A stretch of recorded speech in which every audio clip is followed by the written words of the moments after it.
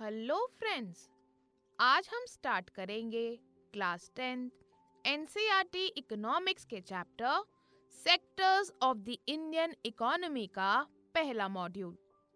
Friends, हमने इस chapter को कई मॉड्यूल्स में डिवाइड किया है। हर एक मॉड्यूल की कमेंट्री को ध्यान से सुनिए और समझिए, और फिर हर मॉड्यूल पर बेस्ड एक्सरसाइजेस को लिखकर सॉल्व कीजिए।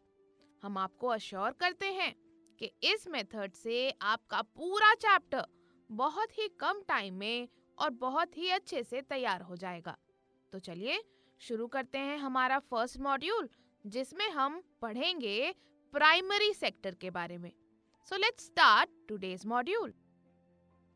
तो फ्रेंड्स, नाम क्या है चैप्टर का? Sectors of the Indian economy. Economy क्या होती है? तो फ्रेंड्स, इकोनॉमी का मतलब अगर समझें तो it is the system of trade and industry by which the wealth of a country is made and used. यानी इकोनॉमी एक ऐसा सिस्टम होता है ट्रेड का, व्यापार का, इंडस्ट्रीज का, जिससे एक कंट्री की वेल्थ बनती है और यूज की जाती है, कंज्यूम की जाती है। बेसिकली हम इसको ऐसे भी कह सकते हैं कि the state of a country in terms of the production and consumption of goods and services and the supply of money is economy। यानी इकोनॉमी किससे रिलेटेड है?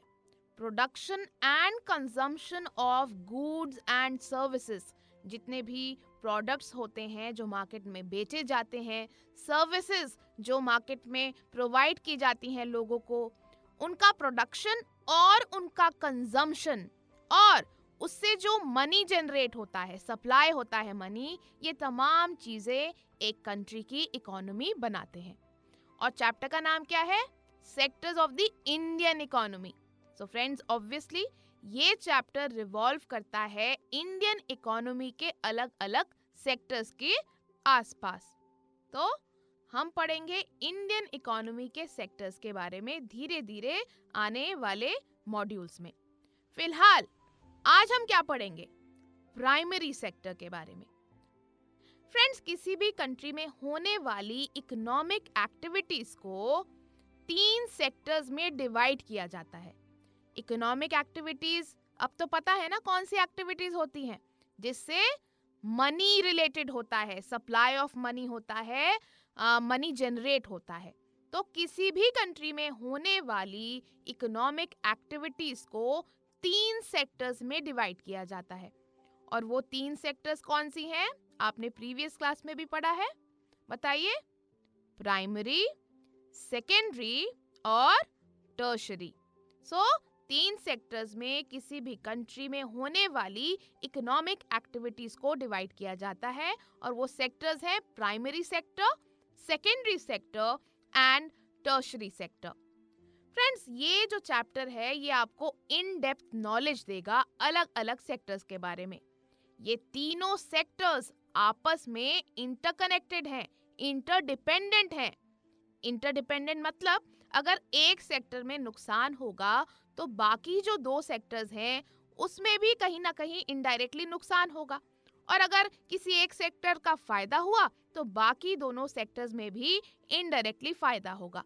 इसीलिए कहते हैं कि ये तीनों सेक्टर्स आपस में इंटरडिपेंडेंट होते हैं। क्या होते हैं? इंटरडिपेंडेंट, मतलब जुड़े हुए होते हैं। और वो कैसे होते हैं वो आप धीरे धीरे सारे जब आप सेक्टर्स पढ़ लेंगे तब आप समझ जाएंगे। तो फ्रेंड्स, इस मॉड्यूल में प्राइमरी सेक्टर को हम कवर करेंगे, और आने वाले मॉड्यूल में हम सेकेंडरी और टर्शरी सेक्टर को डिटेल में जानेंगे। फ्रेंड्स, अब आप अपने स्क्रीन पर ध्यान से देखिए। आप जो पिक्चर्स देख रहे हैं वो आपको अलग अलग इकोनॉमिक एक्टिविटीज दिखा रहा है।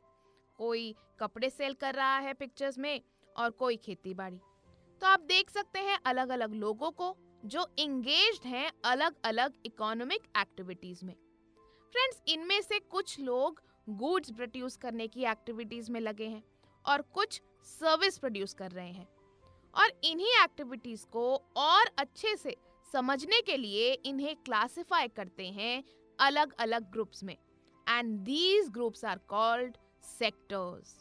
समझ आया? क्योंकि अगर सारे गुड्स सर्विसेज सबको एक ही सेक्टर में डाल देंगे तो बहुत ज़्यादा कंफ्यूजन हो जाएगा। क्योंकि देखिए, एक सिटी की तो बात नहीं है, पूरे कंट्री की बात होती है। तो इन एक्टिविटीज़ को और अच्छे से समझने के लिए इन्हें क्लासिफाई करते हैं अलग अलग ग्रुप्स में, and these groups are also called sectors. आइए फ्रेंड्स, सबसे पहले एक्टिविटीज के नेचर के बेसिस पर क्लासिफिकेशन को पढ़ते हैं। मतलब कौन सी इकोनॉमिक एक्टिविटी कैसी है, नेचर क्या है उसका, उसके बेसिस पर एक्टिविटीज को क्लासिफाई किया जाता है। तो उस क्लासिफिकेशन के बारे में पहले हम पढ़ते हैं। तो friends, on the basis of nature of the activities हमने 3 सेक्टर्स में इकोनॉमिक एक्टिविटीज को डिस्ट्रीब्यूट किया है, डिवाइड किया है। जैसे हमने आपको बताया, प्राइमरी, सेकेंडरी और टर्शरी। तो प्राइमरी सेक्टर्स की अगर बात करें तो फ्रेंड्स, प्राइमरी सेक्टर्स में बेसिकली नेचर से रिलेटेड काम होते हैं। अब नेचर तो आपको पता है, आसपास नेचर ही तो है आपके, पेड़ हैं, पौधे हैं, जमीन है, सब कुछ नेचर का ही हिस्सा है। तो प्राइमरी सेक्टर्स, इसमें बेसिकली नेचर से रिलेटेड काम होते हैं। फ्रेंड्स, ये सेक्टर हमारी इकोनॉमी को चलाने के लिए पहला बेसिक सेक्टर होता है। जी हाँ, सबसे पहला बेसिक सेक्टर जो हमारी इकोनॉमी को चलाता है वो है primary sector. Friends, activities that are undertaken by directly using natural resources, and when we produce a good by exploiting these natural resources, it is an activity of the primary sector. यानी ऐसी activities जिसमें natural resources को directly use किया जाता है एक good बनाने के लिए, एक प्रोडक्ट को बनाने के लिए। और जब हम नेचुरल रिसोर्सेज को एक्सप्लॉइट करते हैं, यानी उसका बेस्ट यूज करते हैं एक गुड को प्रोड्यूस करने के लिए, तो ये तमाम चीजें कौन से सेक्टर की एक्टिविटी है? प्राइमरी सेक्टर की। यानी फ्रेंड्स, इस सेक्टर में ऐसी एक्टिविटीज या ऐसे ऑक्यूपेशन जॉब्स आते हैं जहां नेचुरल रिसोर्सेज को डायरेक्ट यूज करके, उनको एक्सप्लॉइट करके प्रोडक्ट्स बनाए जाते हैं। अब आप सोच रहे होंगे कैसे, तो चलिए एग्जाम्पल्स देखते हैं। For example friends, the cultivation of cotton. Cotton crop के लिए हमें रेन, सनशाइन और क्लाइमेट जैसी नेचुरल फैक्टर्स पर डिपेंड करना पड़ता है।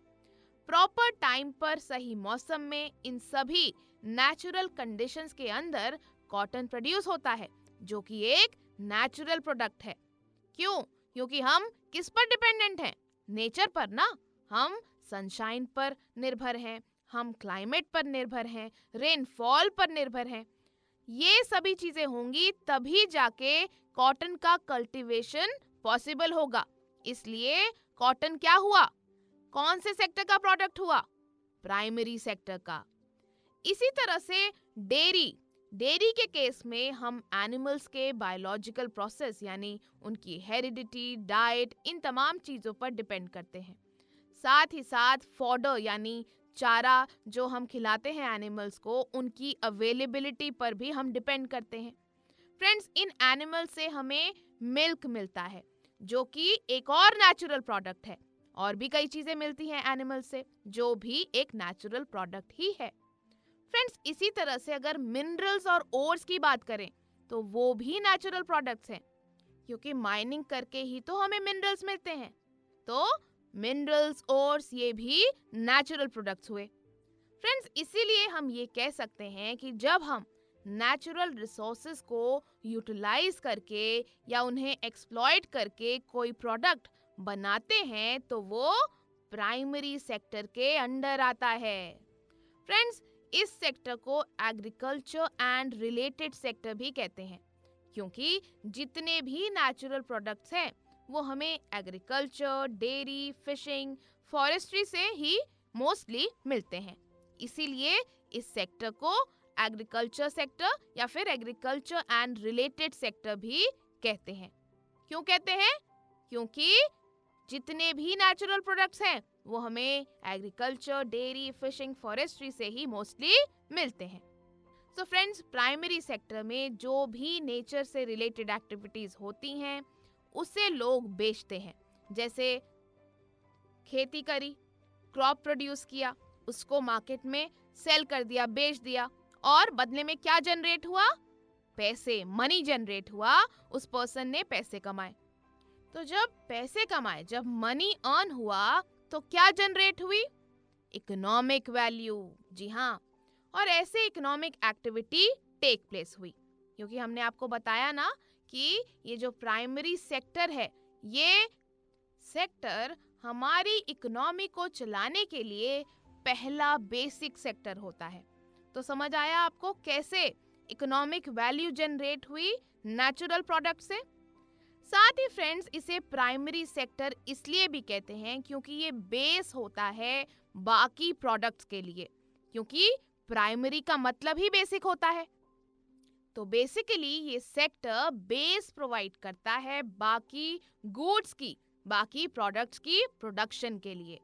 ये आप समझेंगे जब आप सेकेंडरी सेक्टर पढ़ेंगे, क्योंकि सेकेंडरी प्राइमरी सब इंटर रिलेटेड है।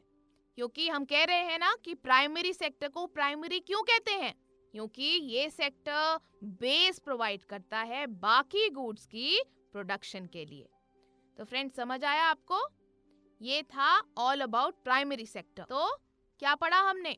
हमने पढ़ा कि जिन एक्टिविटीज में नेचुरल रिसोर्सेज को डायरेक्ट यूज करके प्रोडक्ट बनता है, वो प्राइमरी सेक्टर की एक्टिविटीज होती हैं। सो जब हम एक गुड बनाते हैं नेचुरल रिसोर्सेज को एक्सप्लॉइट करके, वो एक्टिविटी प्राइमरी सेक्टर की है।